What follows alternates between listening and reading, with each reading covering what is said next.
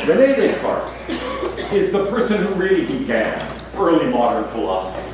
He is the first person we look at today and view not as a medieval thinker, but as part of a new trend in philosophy, a new way of thinking about philosophy. Indeed, he himself referred to his way of thinking about things as the new way of ideas. And so Descartes introduces this dramatically first-person perspective into philosophy. The Meditations on First Philosophy are, I think, the greatest philosophical work to read at the beginning of your philosophical investigations, because what they do is take you inside Descartes' head and say, what do I know? Is there anything I can know with certainty? Descartes begins by basically saying, well, I've been told a lot of things during my life, and I found out a lot of them were false. And so, is there any way for me to be sure that what I believe now is actually correct? Descartes, who, as you can see, died when he was quite young. He lived to be about 54. And why won't this play? There we go. He introduces into philosophy the method of doubt. That is to say, he begins his investigation by thinking, well, okay, if I want to divide the true from the false, the beliefs that I'm entitled to have and want to have, as opposed to the beliefs that are really not well-founded, I need to understand which beliefs I can really be sure of. Do I have certainty with respect to anything? Is there anything I'm absolutely sure of? So he undertakes this method of doubt. He says, let me begin by doubting everything I can possibly doubt. For example, right now, it may appear that I am standing here lecturing. But let me try to doubt that. Is there any possibility I'm wrong? Could I be wrong that I'm standing here lecturing?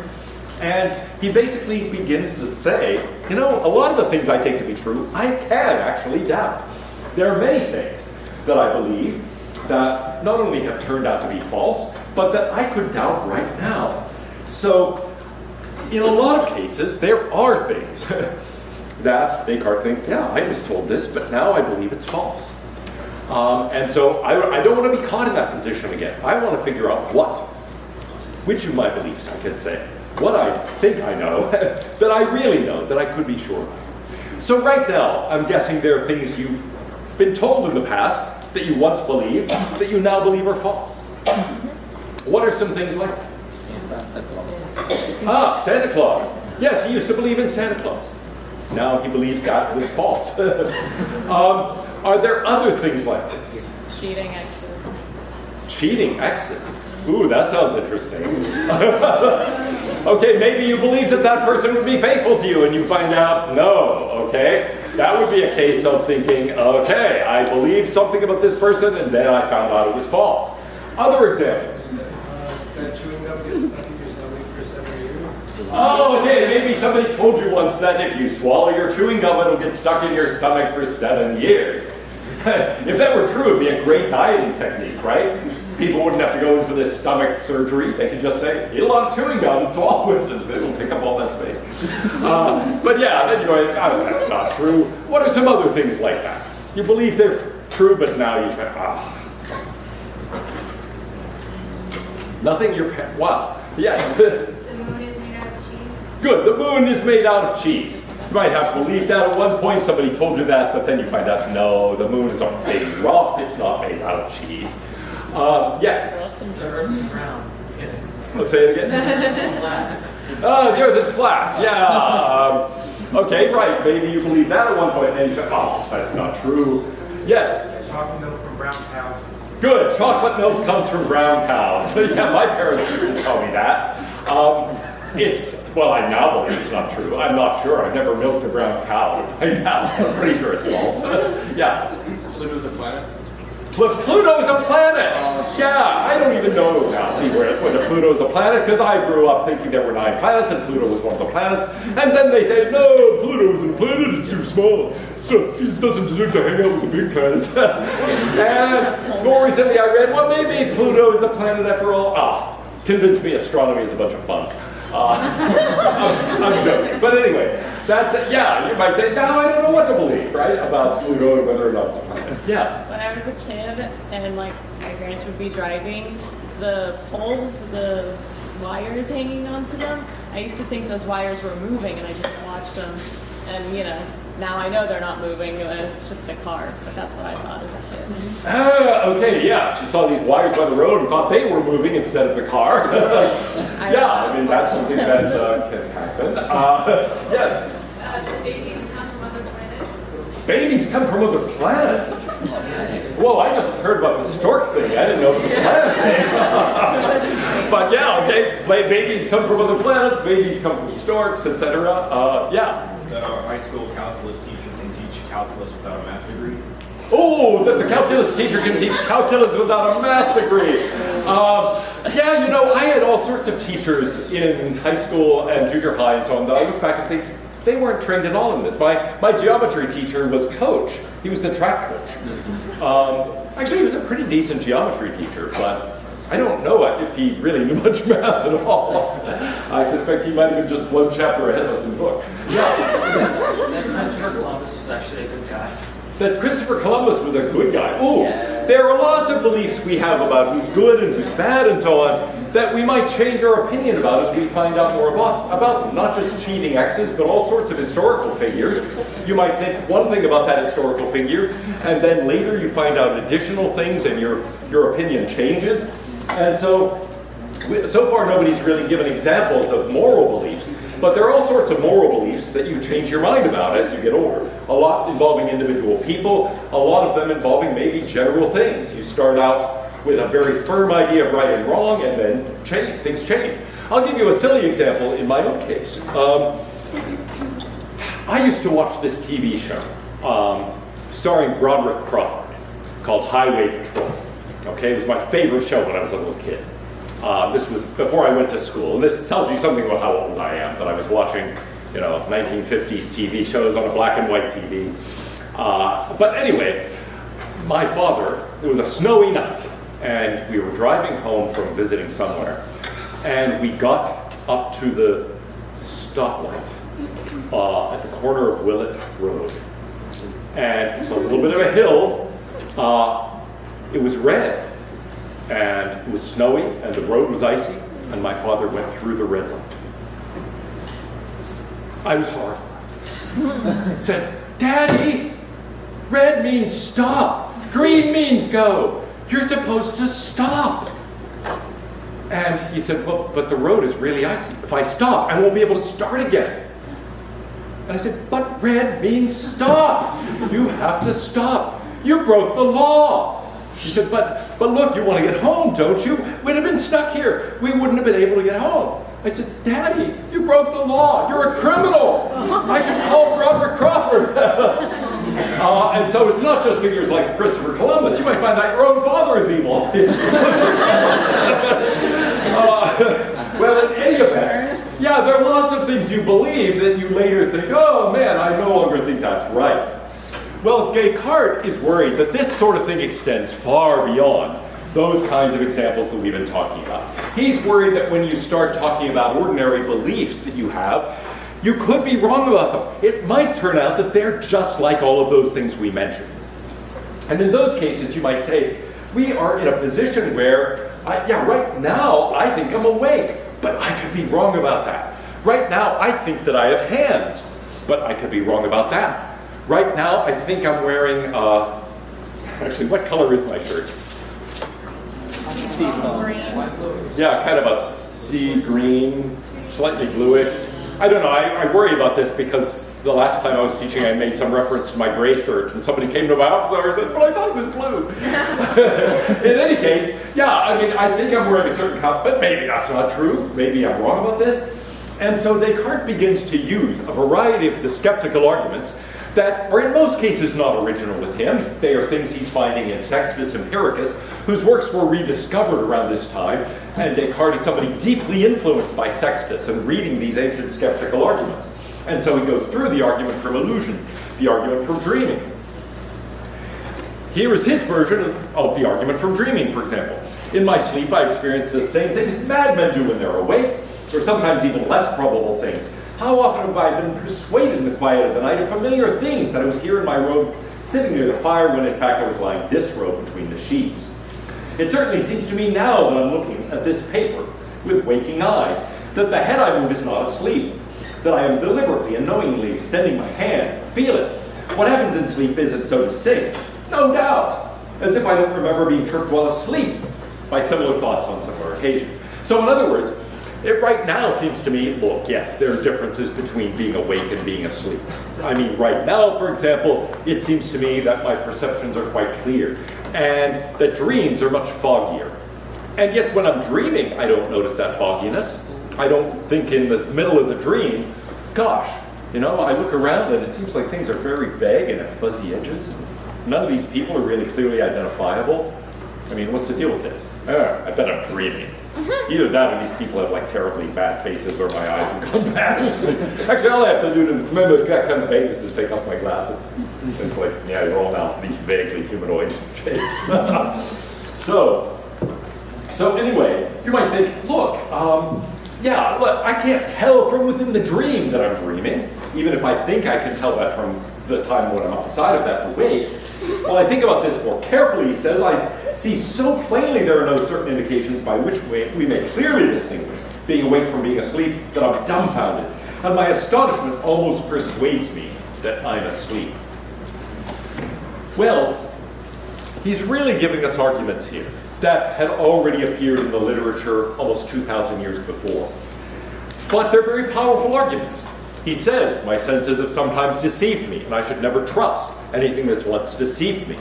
But look, this entire world around me, you might think the argument from illusion isn't that scary. Only sometimes am I subject to illusions.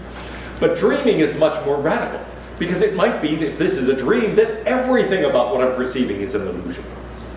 So conclusion is supposed to be that I can't trust my senses to be representing anything that's actually going on. I might be dreaming. His most distinctive contribution, however, is one that we mentioned previously, but briefly in talking about skepticism. It's the idea of the evil deceiver.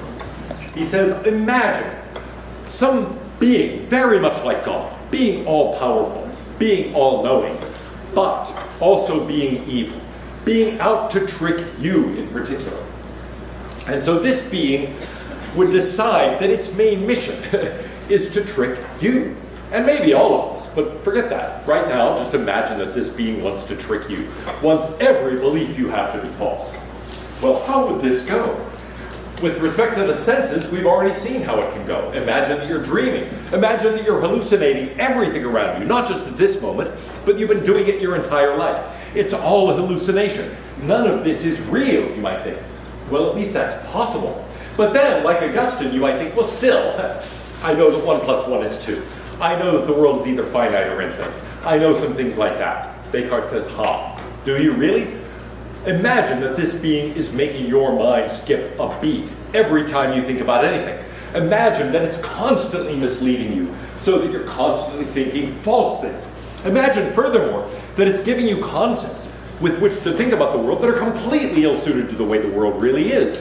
So that, in fact, far from having your mind stamped with the Word of God so that the structure of your mind matches the structure of the world, as Philo thinks, what if your mind has been stamped by something completely different, so that it doesn't match at all the structure of the world? And therefore the tools you have cognitively and perceptually to understand the world are completely misleading. They're totally misguided. Descartes says, I shall therefore suppose not that God is supremely good and the fountain of truth, but some evil genius of the greatest power and cunning, who has employed all his energies to deceive me. If that being deceives me, even with respect to things like 1 + 1 is 2, a soul is a soul, a bachelor is an unmarried man, etc., the world is either finite or infinite, then it turns out that even my knowledge of logic, my knowledge of mathematics, my knowledge of really anything at all is subject to doubt, or so it would seem. Now, there's something very scary about this image. I do want to say, because occasionally students have misunderstood this, Descartes is not saying God is evil and out to trick you, okay? He is saying, I can entertain this possibility. What if? He's just saying, what if there is a being that is like this? Then you couldn't trust anything going on in your mind, it would seem. You could doubt anything at all. And so we here have a very powerful argument in favor of a sweeping skeptical conclusion. Not just you shouldn't trust your senses, not just you shouldn't trust your knowledge of logic or mathematics, or the possibility of knowing something a priori or something like that. It's really very sweeping. You should doubt your ability to know anything at all. Maybe every belief of yours is the result of this trick. Well, the classical rationalist does think we should be able to have knowledge of the world, even some knowledge independently of experience, because the structure of the mind matches the structure of the world. And part of what Descartes is doing, part of what is underlying this thought experiment concerning the evil deceiver, is thinking about this the way Philo does. Thinking, okay, here is one picture of how we're able to actually have knowledge at all, number one, and number two, how we can have some knowledge a priori, independently of experience. We can reflect on the structure of our own minds, on the structure of experience itself. And that reflection tells us something about the range of all possible experiences, and so about the world. But there's an underlying assumption here, you might think, that the structure of the world and the structure of the mind are the same, that they match. And Philo gives you an image of that. Something like Plato's forms are really ideas in the mind of God. They're the ideas with which God shapes our minds, and they're also the ideas that God uses in shaping the world. So the structure of our minds matches the structure of the world. They're both imprinted with the Word of God. They're both imprinted with the same structure. Well, if you have that image, that's very beautiful, and it solves a certain kind of philosophical problem. But Descartes is saying, wait a minute, what if our minds have been stamped with something completely different? Here's one version. Suppose there is an evil deceiver, and that deceiver has stamped our minds with a completely different structure. Here I've symbolized that with the Latin ergo, the Latin word for word, or maybe it's stamped with the Greek word logos, or maybe it's stamped with gibberish. That's scarier. We might think, well, I can translate Latin or Greek into English, so maybe even if it's a different structure, it can be translated and related to the real structure of the world in a way that's, complicated, but doesn't mean knowledge is impossible. It's just harder. But what if our minds are stamped with garbage that doesn't relate to anything in the world? Then we might really be in trouble. Now, if we think of things that way, we could say, okay, there really is a radical possibility here. There is the possibility that our minds don't have the right kind of structure at all for understanding the world. Now, I mentioned one version is this evil deceiver concept, but you can put this in a more modern form. Suppose you think the structure of our minds is the result of evolution. Why would you think that evolution has led us to the truth, to revealing the actual structure of the world? It might be that evolution has given us a mental structure that is actually radically unsuited to understanding the nature of the world. Now, you might say, wait a minute, if it's that radically unsuited, how do we survive? Evolution selects for something, but what does it select for? It selects for fitness, right? It selects for survival and ability to reproduce. Well, do you think that survival and ability to reproduce is positively correlated with understanding the true structure of the world? I mean, it is in a very rough way, right? It's important that I know that there's a bus coming down the street when I'm thinking about crossing it. So I can't be too out of step with the world. On the other hand, if physics is right, the world consists of microparticles and electrical and magnetic fields and all sorts of things like this that I'm unaware of. I don't actually know much about the underlying structure of the world. My sense faculties, you might argue, don't give me anything like that kind of picture. Suppose you think quantum mechanics gives you a picture of what the real structure of the world is. Well, that's nothing like the structure it seems to me to have in perception. And so it might be that evolution has actually done something that keeps us alive, but isn't very good at all at revealing the underlying structure of the world. So there's a modern version of this argument as well as Descartes' thought experiment, but they're both very powerful for introducing this worry. What if I don't have any knowledge at all? Yeah? I mean, what if we're just not fully understanding evolution then? Because recently we discovered that two neutron stars collided and created a much more massive star, I guess, I don't know. Anyways, and it created the gravitational waves, and they finally reached Earth 130 million years later after it happened. And this happened while dinosaurs were still roaming the Earth. And we finally understood what evolution was roughly 150 years ago. So what if we just don't quite have the full picture? So say we didn't have all the technology, but we saw that tiny little collision with our naked eye or with a telescope, we would have thought that this happened right then and there. But really it happened 130 million years ago. So what if there's a lot of evolution that we're still not understanding? Oh, well, fair enough. I don't mean to assert that according to evolutionary theory, our minds are completely unsuited to the world. I'm just saying it seems to me that it's not obvious from what we know and understand of evolution that our minds would really be structured in such a way as to reveal the underlying nature of the world. They seem to be structured for a different purpose. And so it might be that that gives us some real insight into the nature of the world, but it might be that it actually hides the real nature of the world in various ways because that it promotes fitness. And so I just mean here to say, what if that's true? Again, I don't mean to say that is true. You're right, our understanding of these things is still in its early stages in many ways. And so we don't know what evolution should really tell us about the nature of the mind and how it matches the world. All right. Well, anyway, yeah, my mind is completely ill-suited to certain kinds of tasks. It might be that our minds are completely ill-suited to performing certain epistemic tasks. So, here's the way I've been talking about this a little bit. If we think about Plato's philosophy of mind, we've got this sort of mystery.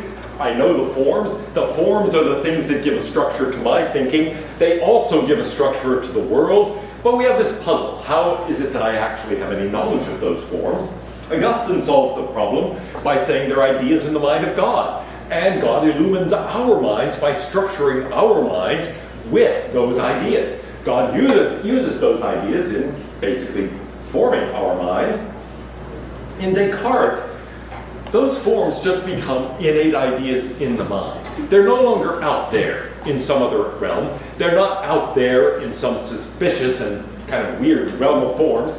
They're not really exactly in the mind of God. They are instead a part of the structure of our minds. But as soon as I do that, I think, well, now, how do I have a guarantee that they actually match the world? How do I know that the concepts that are built into my mind, with which I think, actually are concepts that apply to the world? What if they're not? A good example is causation. My mind organizes the events of the world so that I think there are causal relationships among events. What if I'm wrong? What if causation isn't really happening in the world? The world's just a random pattern and nothing's causing anything. Then my mind would be doing something weird, actually, in taking all these unrelated events and trying to shape them into something that makes sense as a causal story. So we get this worry in Descartes. Do I have to doubt everything? He says, I suppose that all the things I see are false. I persuade myself that nothing has ever existed of all that my fallacious memory represents to me. After all, maybe all of my memories are really wrong.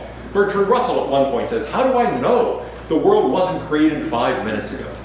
And all of us were created all of a sudden with all these memories. We say, but wait a minute, I remember yesterday. I remember last year. Yeah, it seems to you that you do. How do you know that those memories weren't falsely implanted in you?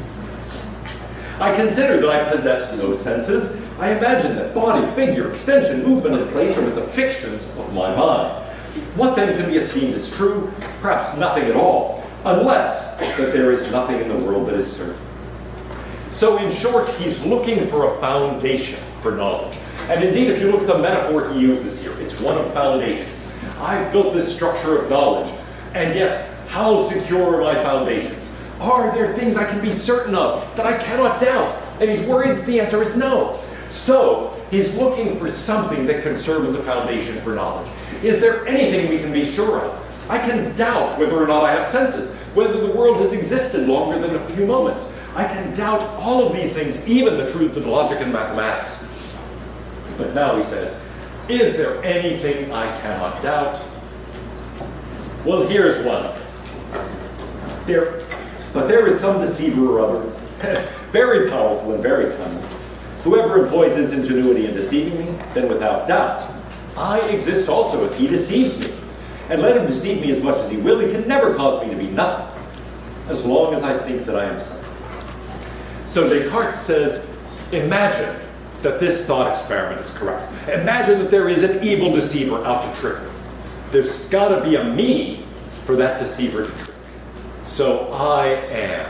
I couldn't possibly be nothing, because then how could I be wrong about it? Yeah. So is this the same as Augustine's argument? It's exactly the same as Augustine's argument. Yes, this argument is famous from Descartes, but we've already seen exactly the same argument in Augustine. It's just that everybody had forgotten about it. And so Descartes comes up with this idea, having read Augustine undoubtedly, and people say, whoa, Descartes, that's awesome. And he doesn't, notice there are no footnotes here. He doesn't say, oh yeah, see Augustine, City of God, chapter such and such. He's like, yes, it's pretty cool, isn't it? Cogito, ergo sum.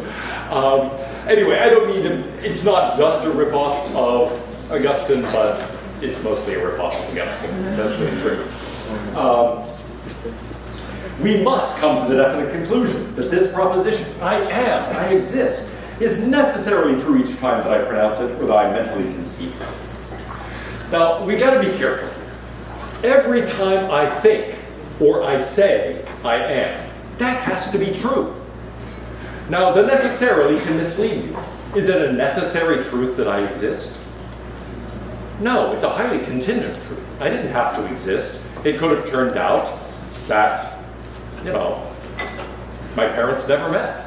And certainly our existence now is contingent. We could be killed. So it's not a necessary truth that I exist at all. However, if I'm here to think I am, then I am. That's got to be true if I'm here to think it. If I'm here to say it, it must be true that I am. So it's sort of automatically true. Anytime it's thought, anytime it's uttered, then it's true. Automatically. It's got to be true because I'm here to utter it.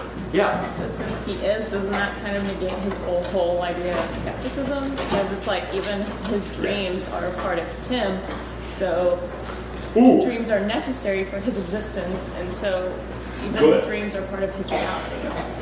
Okay, good. This is his main tool in combating skepticism. Because what he's going to do is say, okay, the skeptic has got to be wrong. There is at least one thing I can know, and I can know for certain that I am. Now, what makes the I am, in Latin sum, special? Well, I can't think it without existing. Every time I think it, it's got to be true. So there's a sense in which the I am is self-justifying. If I'm here to think it, if I'm here to say it, it's got to be true. So just the utterance of this, just the thought of it, automatically is enough to make it true. You think, but I doubt it. I doubt whether I am. Come on. How could you doubt it if you don't even exist? If you doubt it, you are. So here's one thing that can go in that foundation, that we can be absolutely sure of. I am. Is that the only thing? By no means. There's the I think. What of thinking? I find here that thought is an attribute that belongs to me. It alone cannot be separated from me. I am a thinking being. I'm no more, in fact, he says, than a thing that thinks. That is to say, a mind or a soul or an understanding or a reason, which are terms whose significance was formerly unknown to me. I am, however, a real thing and really exist. But what thing? I have answered, a thing which thinks. So that is one of his most famous statements. I am. And what am I? I am a thing that thinks. Every time I say I think, that's got to be true as well. Every time I think it, I am thinking, so it's true, it's self-justifying. Every time I say it, it's got to be true, because in order to speak it, I've got to think it. So again, what makes the I think special? It makes itself true. Every time I think, I'm thinking, so it's true. Now you might say, well, can't I doubt it? Doubting it is thinking. If I doubt that I think, I'm thinking, because doubting is a kind of thinking. So now I have two things in the foundation. I am and I think. What else can I put there? Now here's one way of responding to Descartes. The answer is none. That's as far as it goes. But Descartes doesn't think that way. Yeah? Would I am and I think be on the same foundation, or would I think be built on I am? Because you have to be anything. Yeah, good question. In the Meditations, he runs essentially these parallel arguments for I think and I am. And indeed, he just says cogito, sum. I think, I am. They're two separate things. In a later work, he does link it with a therefore. He says, I think, therefore I am. Cogito ergo sum. And that's the version that everybody knows. That's the really famous version. But that suggests, wait a minute, I think, and therefore I am. The I think would be alone in the foundation there, and I am would be one step above as something inferred from the I think. And that's the way he seems to think about it later. But at least in the meditations, he seems to think they both belong there. They're just independent things. And the reason is that they both have this property that every time I think or utter them, they've got to be true. So here, at least, he treats them as two separate things. But you're right, later, he will put the I think alone in the foundation, and the I am goes one step above. Yeah? It seems like this sort of reflects a distinction between like two strains of philosophy, where they either try to contain it within the self and the self's perception of the world, and the world outside of the self. That's right. There's something very first person about this entire approach to philosophy. And in fact, you could say that philosophers can be sorted according to whether they think of philosophy as mostly a first-person enterprise. Here's how it seems to me. And Descartes does that. He's sort of within his own mind and arguing out from there. Whether it's a third-person thing, where you're observing people, or whether it's really more a second-person thing. That's been unusual, but there's a very famous German philosopher, Martin Buber, who wrote a book called I and Thou. And the whole point of it is we shouldn't start with just the I, nor just the he, she, or it type of thing, the third-person perspective, but says the fundamental thing from which we should start philosophy is a human relationship, the relationship between me and you. And so it's really a first-person, second-person type of thing. And it's out of those human relationships that everything else should be constructed. So you could take any of those, but you're right, there's a fundamental difference here, and it's very clear where Descartes stands. In fact, you might say he's really the first person in the history of philosophy to take that first-person perspective and say it's the fundamental perspective. Yeah?